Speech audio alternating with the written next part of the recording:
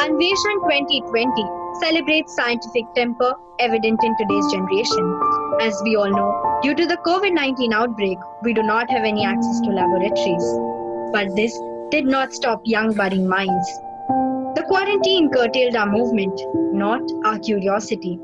As quoted by Albert Einstein, the most important thing is to never stop questioning. These curious minds have done exactly that. They have performed excellent experiments at home with a mature approach.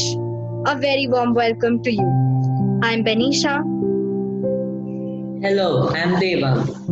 Join us as we take a peek into the world of science.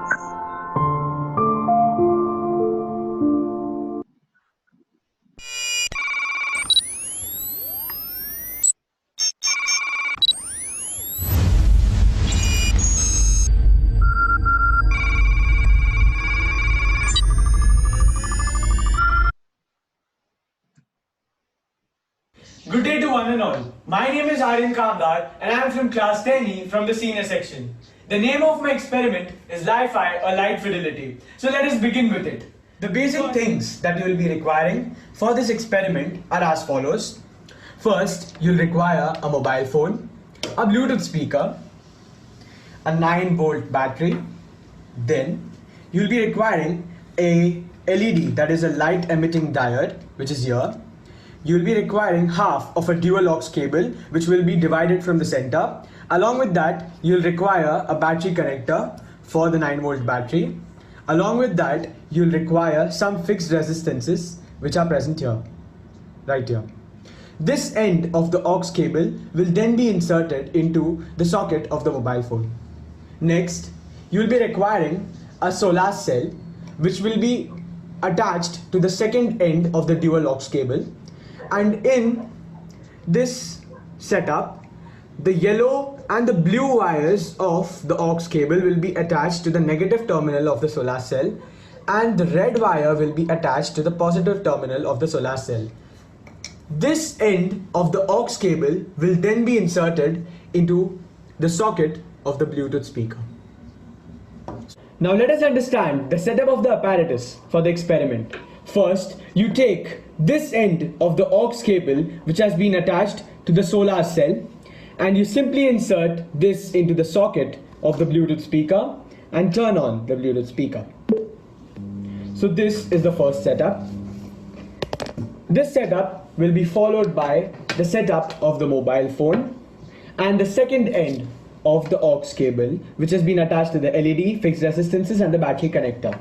First, attach the battery connector to the battery. Then, once you have connected it, you take this end of the aux cable and insert it into the socket of the mobile phone. Do ensure that the LED starts glowing once the circuit has been complete. So this, along with the setup of the Bluetooth speaker and the solar cell, make the complete setup of the apparatus of the experiment. Now let us finally perform the experiment. We are going to take this end of the aux cable which is connected to the LED, the battery and the mobile phone, and now I'll play the song on the mobile phone. The song is now being played on the mobile phone, and now I'll scatter this light which is being emitted by the LED onto the solar cell which is connected to the Bluetooth speaker. Song is being played in the background. But as soon as I take it away from the solar cell, the song stops playing. But as soon as I bring it again onto the solar cell,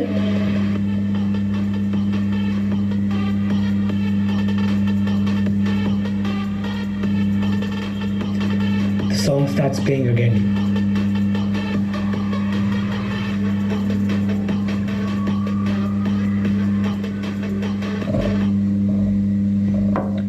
Li-Fi is a wireless optical networking technology that uses LEDs for data transmission. In simpler terms, Li-Fi is considered to be a light-based Wi-Fi which uses light instead of radio waves to transmit data and information from one device to another. It finds its application in housing and automation, vehicles, advertising, in hospitals, education and various other fields.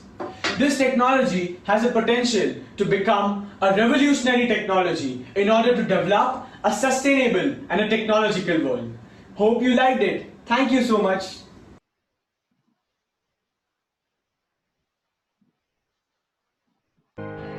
Hello everyone. During the coronavirus pandemic, one device that has become very popular is the oximeter. And that's exactly what I'm going to be talking about today. Let us begin by understanding the components of the oximeter.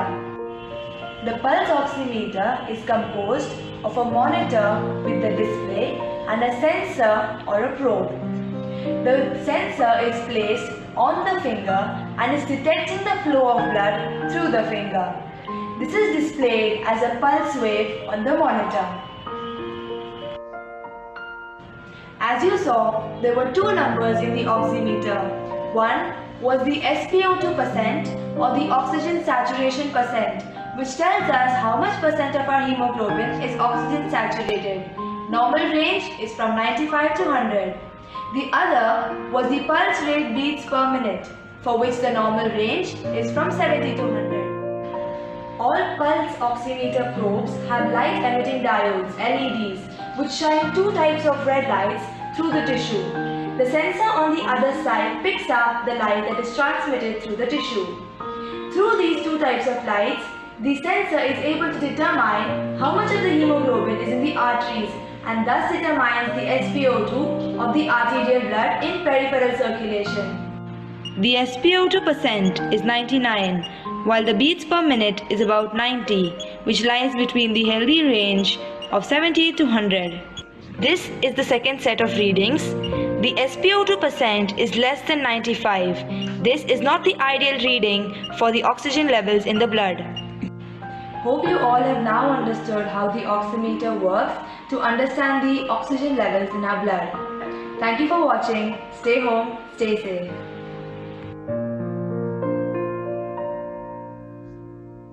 Today, I am going to demonstrate a CPR. Cardiopulmonary resuscitation is an emergency procedure that combines chest compressions, often with artificial ventilation, in an effort to manually preserve intact brain functions in a person who is in cardiac arrest.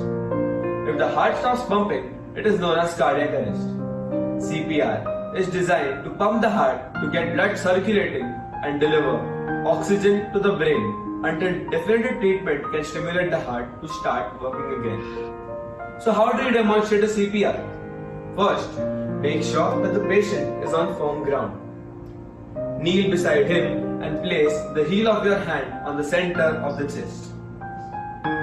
Keeping your arms straight, cover the first hand with the kneel of the other hand and interlock your fingers like this. Keep your fingers raised so that they do not touch the person's ribcage. Now lean forward so that the shoulders are directly over the patient's chest and press down to the chest about 2 inches. Release the pressure but not the hand. Repeat the 30 compressions at a rate of 100 compressions per minute.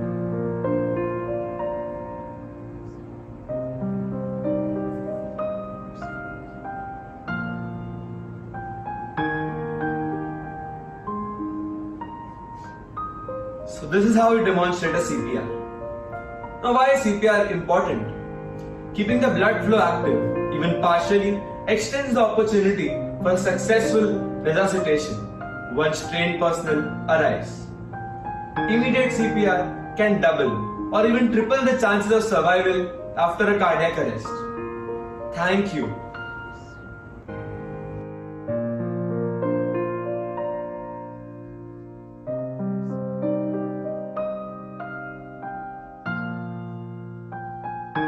This model aims to explain the basic structure of the human eye. The human eye is a globular structure consisting of 3 layers. The outermost layer consists of the transparent cornea in the anterior 1/6 and the opaque sclera in the posterior 5/6. The second layer is the choroid layer. This pigmented structure here is the iris, which gives color to the eye. The hole in between is known as the pupil. Behind the iris is a crystalline lens which is held in place by suspensory ligaments and ciliary muscles. The vitreous chamber contains the vitreous humor and the aqueous chamber contains the aqueous humor. The innermost photosensitive layer is known as the retina, which has the yellow spot which is the seat of maximum vision, and the optic nerve arises posteriorly which has the blind spot which is the seat of minimum vision. Normally, the light rays from the object get refracted and form an image on the retina. In case this mechanism gets disturbed, it may lead to refractory errors. The first refractory error is known as myopia. In this, the eyeball is lengthened from front to back, or the lens is too curved, or both can occur simultaneously. In such a case, the image is formed in front of the retina. To correct this, we use a concave lens.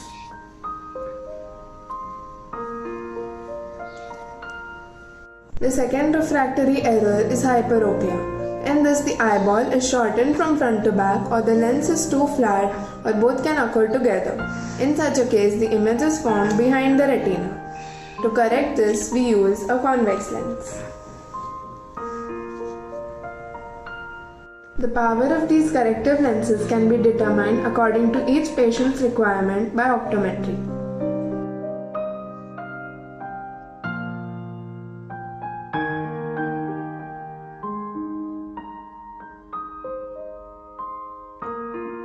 A lot of us wear spectacles to correct myopia. This was an experiment which we could apply in our daily lives.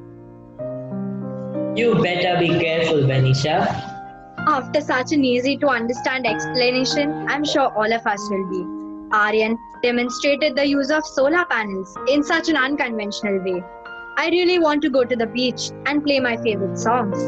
Navya made us understand the working of oximeters. Haven't we all seen the health workers check our oxygen level with the device? Yes, oximeter surely is the need of the hour. In fact, many of us have even bought them so that we can check our oxygen levels. Sahej performed CPR. I'm sure that this technique is helpful for all of us. Now let's see what's next in store for us.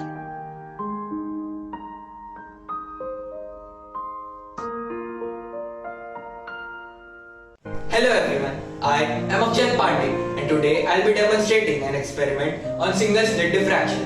Basically, diffraction is the bending of light around corners and it spreads out and illuminates the area where a shadow is expected.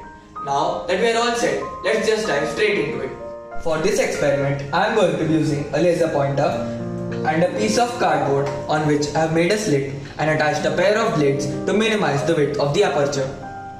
This is the screen on which the effect will be observed.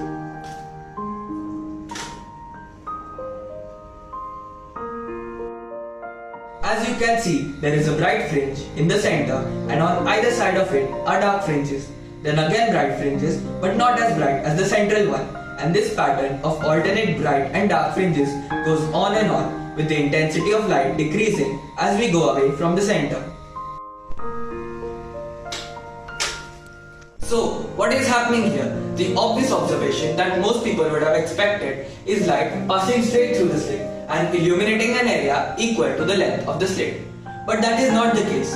What really happens is when light encounters corners or obstacles whose separation is comparable to its own wavelength, like 10 times or 50 times, it does not tend to act like a particle or a ray. It acts like a wave.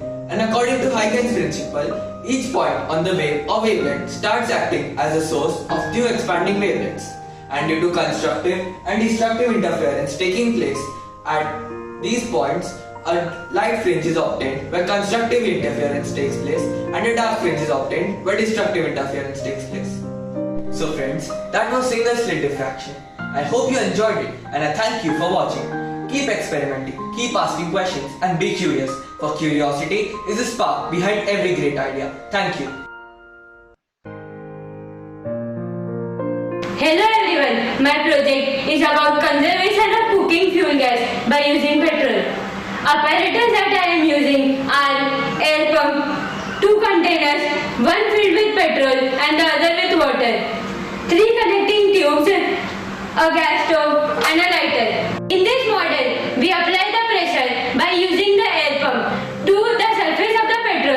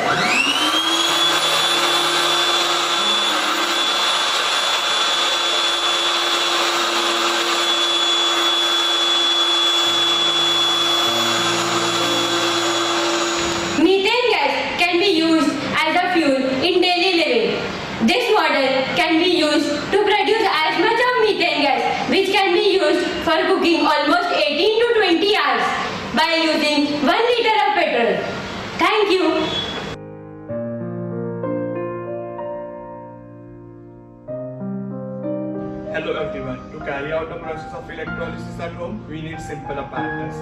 This is a Pyrex glass. This is a pair of pencils which would act as electrodes while carrying out the reaction. This is a bowl of salt which would be added in the water to enhance the quality of the reaction. And this is a 9 volt battery which would supply current to the reaction. Moving ahead with the reaction, add a pinch of salt to the water and see to it that it is completely dissolved, as the dissolution of salt would help in enhancing the speed and the quality of the reaction. Now, dip the pencil electrodes into the water and start the flow of current, and see to it that the pencil electrodes don't join each other, as it may cause a short circuit while the reaction is taking place. This pencil is connected to the positive end of the battery and thus forms the positively charged anode. On the other hand, this end is connected to the negative end of the battery and thus forms the negatively charged cathode. This is the anode, and over here an oxidation reaction takes place, which gives oxygen gas and electrons to complete the circuit.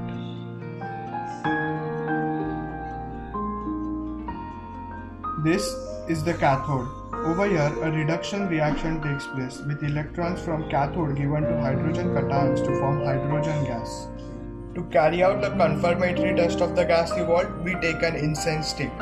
Now we take the incense stick to the anode where oxygen gas is evolved, and we will observe that the flame is rekindled, confirming that oxygen gas is released.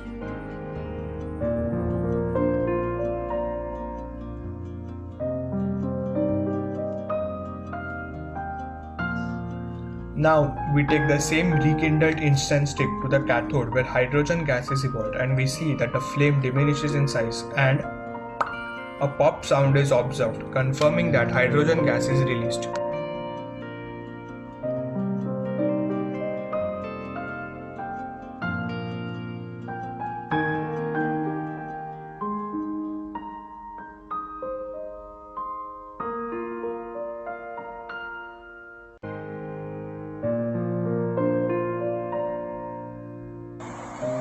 Hello everyone, I am Nia Gada from Srimati Sulochana Devi Singhania School, Standard 9. My experiment is crushing can experiment to show the existence of atmospheric pressure. For this, we need a tin can, some cold water, tongs and stove. We need to heat about 100 ml of water inside a tin can and wait till fumes start appearing. As soon as we can see the fumes, we need to invert the tin can in cold water.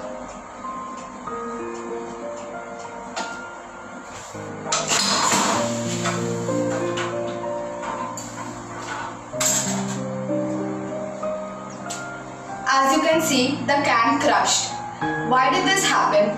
This happened because the boiling water turned into steam, and steam occupies a lot of volume.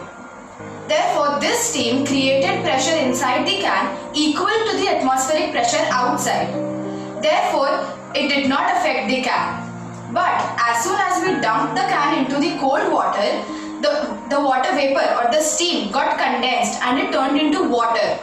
Water, being a liquid, occupies much less volume and much less space. That is why there was partial vacuum inside the can.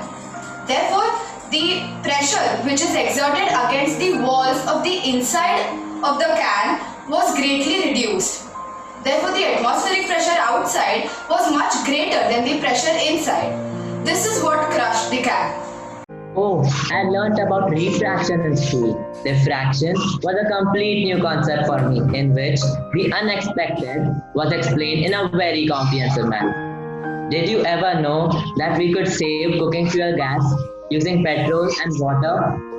If not, well, now you know it. The electrolysis experiment was a perfect example of DIY. It was creative of chaos to use pencils as graphite electrodes. Thank you for explaining me electrolysis in detail, the one thing in chemistry which was a complete bouncer for me. While all students are busy playing Candy Crush, Nia made optimum use of her time and performed Can Crush experiment. Yes, indeed. Solonians, being given excellent opportunities to showcase their inquisitiveness, are never fallen prey to boredom. Yes, this experiment was elegant one to show us the existence of atmospheric pressure. Let us move on and watch another set of wonderful exhibits. Greetings to all. I am Brinda Doshniwal and today I am going to perform a short experiment on the unit of resonance. I have here with me 4 pendulums. Pendulum A, B, C and D. Pendulum A and C have equal lengths. Therefore, their natural frequency is same. Pendulum B has the least length and therefore it has the maximum frequency. Pendulum D is the longest, having least frequency. Now we begin with the experiment. We take pendulum A at a certain height h and release it. Slowly, due to the to and fro movement of pendulum A, the vibrations are set in the surrounding medium, which are perceived by pendulum B, C and D as force vibrations initially. Now we observe that pendulum B and D are moving with a smaller amplitude. This is because they are being enacted upon by the force vibrations. Force vibrations are those which have a frequency not equal to the natural frequency of the body. Whereas in the case of pendulum C, it is moving with a large amplitude. This is because the natural frequency of pendulum C is same as the frequency of the external periodic force vibrations by pendulum A. This is where the factor of resonance comes in play. Resonance is a special phenomena wherein the natural frequency of the body is same as the frequency of the external periodic force vibrations, and therefore the body starts moving readily with a larger amplitude. Thank you. This experiment demonstrates the properties of the plastic as well as the properties of water. So as you know, plastic is made of polymers, which are small molecules that are chained together and they give the plastic its strength. So when a plastic is cut, the polymers shrink, and so when we insert a pencil through the plastic shrinks and the polymers make a seal around the pencil, due to which the water does not escape out. I will show you by using an example. This is the pencil. The water does not fall down. So this is an example of the experiment.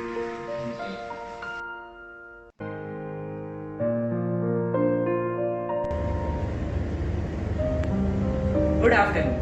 I am Prasad Chakravarti from class 9I of Singhania School, and I am here to demonstrate a working model of a hydraulic bridge. Let me show you how it works. I apply pressure on syringe A over here. Pressure is transmitted throughout the system to syringe B over here, which helps the bridge to go up. This basically works on Pascal's law. Now, let me explain to you Pascal's law with a diagram. Here, I have an area of A1 and an area of A2. I apply pressure P1 on this. Pressure is transmitted throughout the system, and yes.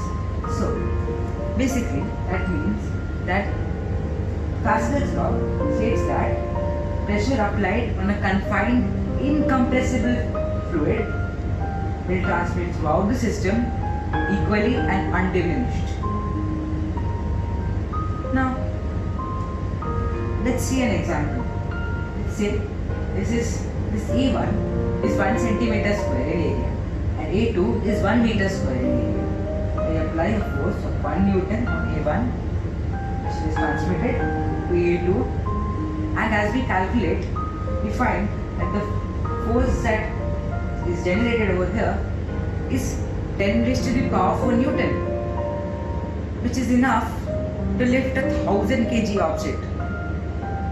Yeah, I can lift an elephant. Hydraulic power has lots of important examples in real life, like a hydraulic lift and hydraulic brakes. A good example of hydraulic bridge is the Tower Bridge in London. So it opens up and lets ships pass through.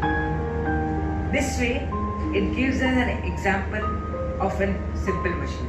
Thank you.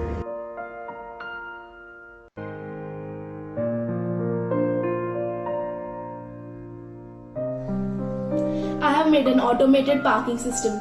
This helps drivers detect whether a parking spot is available or not, saving them unnecessary search time in finding an available spot and reduces traffic congestion. One way to detect whether a spot is available or not is through ultrasonic technology.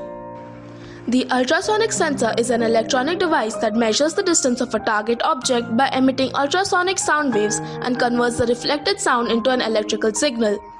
It has two main components, the transmitter, which emits the sound, and the receiver, which encounters the sound after it has traveled to and from the target. This module has 4 pins: ground, VCC, trig, and echo. The VCC pin is the power supply for the sensor, which connects the 5-volt pin on the Arduino board. The trigger pin is used to trigger the ultrasonic pulses. The echo pin produces a pulse when the reflected signal is received. The length of this pulse is proportional to the time it took for the transmitted signal to be detected. The ground pin should be connected to the Arduino board to ground the circuit. It works by sending out a burst of ultrasound and listening for the echo when it bounces off an object. It pings the obstacles with the signal. The Arduino sends a short pulse through the trigger of at least 10 microseconds. In response to that, the sensor transmits a sonic burst of 40 kHz. The ultrasonic pulses travel through the air away from the transmitter. The receiver then listens for a pulse of the sound waves bouncing off the object. The Arduino board interprets this information on its microcontroller and carries out the next function accordingly. If a car is parked in the lot, the pulse returns faster and the LED turns red, showing that this spot is taken. But if the time taken is longer, i.e. no car is parked, the light remains green.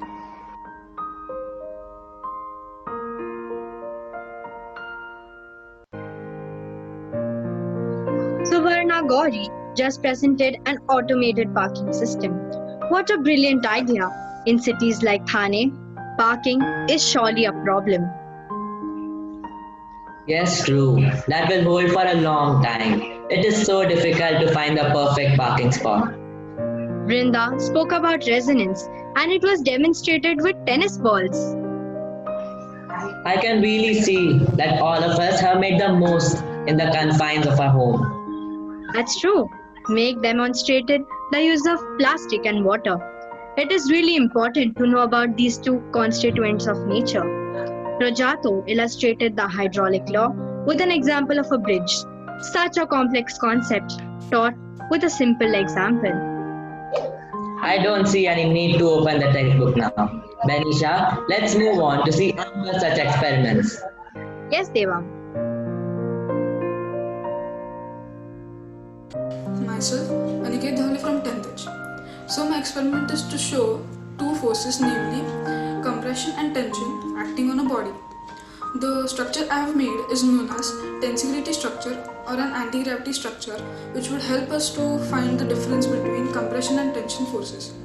So firstly, the materials I have used are two bangles of the same size, some thread and an iron piece of wire. So the compression and tension are acting on the same body but in opposite direction. The weight of the upper bangle is equally distributed on the middle piece of wire, whereas the threads are only used to make the floating body stable. In this way you can make the body float in air. This amazing structure was first discovered by Buckminster Fuller. The floating body is having less weight so as to make the structure more stable. I would prefer to use black thin threads so that the observer may think that the body is actually floating in air. This structure is very easy to make and requires very less materials which are easily available. Also, an amazing fact of this structure is that it can hold more weight besides the weight of the upper bangle. For example, in this case, the structure is holding the weight of the upper bangle as well as the weight of this thing. Thank you. This is Lavanya Revati from Standard 9th E, and this is the candle seesaw experiment. Right now, the only force acting on the candle is its weight itself, and this could only be balanced if the needle is in the exact center, so that the gravitational force on both the sides would be same and it would cancel out each other. But this won't be same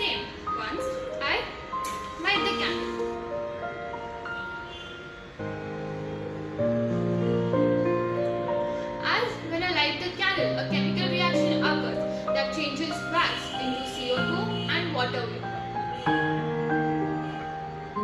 The wax lost due to dripping and burning makes the side lighter and therefore it moves upwards while the heavier side drops downwards.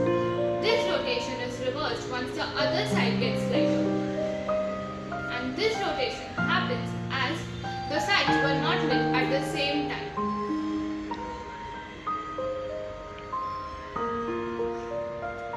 Therefore, this candle seesaw turns the law of Levert true that says that a seesaw would stop rotating if the turning forces are equal and would cancel out each other. Thank you. Greetings to all Solonians. Today I, Dhruvi Vora, will be performing an experiment on additive color mixing. Before we begin this experiment, we need to understand three basic things. First, we see what is reflected. For example, a red object appears to be red because it reflects back only red color and absorbs all the rest colors. Second, when all the light falling on an object is reflected back, then the object appears to be white. And third, when all the light falling on an object is absorbed by it and no light is reflected, then the object appears to be black. Now, back to the experiment. The materials required for this experiment are a primary color wheel, a torch, and gelatin papers. When white light falls on this primary color wheel, it comprises of 7 colors, and when it falls on the green part of this primary color wheel, it appears to be green because it reflects back green light. Similarly, the red and the blue part appear to be their respective colors because they reflect back their respective colors and absorb the rest. But if we change the situation, that is, in darkness, that is, in absence of white light, when we flash a monochromatic light like the red part of this colored wheel appears to be white in color and the other part appear to be darker in shade. This is because the red part of the colored wheel was reflecting back the red light, and now it is reflecting back all the light that is falling on it, and so it appears to be white, and the other part appears to be black in color. This is because it does not reflect back any color and absorbs all the light. Similarly, when we flash blue light, the blue colored part of the colored wheel appears to be white, whereas the green and the red part appear to be black. This is because the blue part reflects back all the light which is falling on it, and the green and the red part reflect back none. Similar is the case when we flash green light and the green part appears to be white and the other part appears to be darker in shade. So friends, here we made a new color by addition of wavelengths, and this is called additive color mixing. Thank you. Extraction of DNA. DNA can be extracted at home by using fruits or vegetables. Today I am using tomatoes, and for this we need an extracting liquid which will contain 1.5 grams of salt, 10 ml of soap solution and 90 ml of distilled water. Here I have crushed tomatoes, and to this I will add the extracting liquid.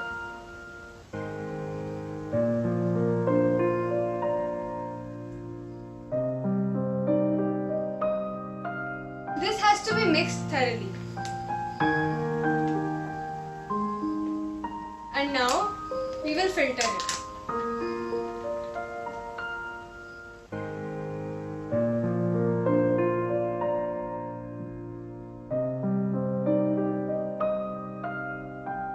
We have to make this stand for 10 minutes. In this, we have used salt because it contains positively charged sodium ions which helps to protect the negatively charged phosphate groups. We have used soap solution because it helps to disrupt the nuclear membrane, and this releases out the DNA from the cell. Now 10 minutes are done, and the next step is adding pre-cooled isopropyl alcohol to it.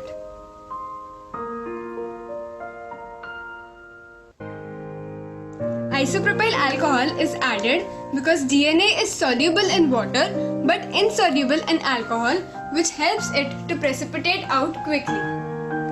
These are the very thin DNA strands which will be formed. The general extraction of DNA can be used for study of genes, which can further be used for gene manipulation or for detection of genetic disorders. Thank you.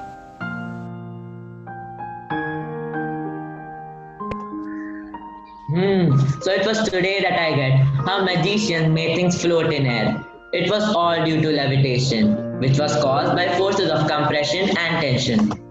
I cannot see a better application of forces anywhere. Me neither. Well, who could have thought of explaining change of center of gravities in such an interesting manner? Moving on, I've often heard students joking about Newton, saying that if instead of apple the whole tree would have fallen on them, their life would be easier. Jokes apart, but I can't imagine a world without Newton's discoveries. Me neither. If that really was the case, we could never understand the logic behind why things appear to be as they are. Using vegetables and fruits at home, I assume Tanisha has used so many of them in this experiment because she's tired after eating them to boost her immunity. Same here. Anyways, it was a really mind-boggling apparatus. Now, let us delve into some more fantastic ideas. Sure.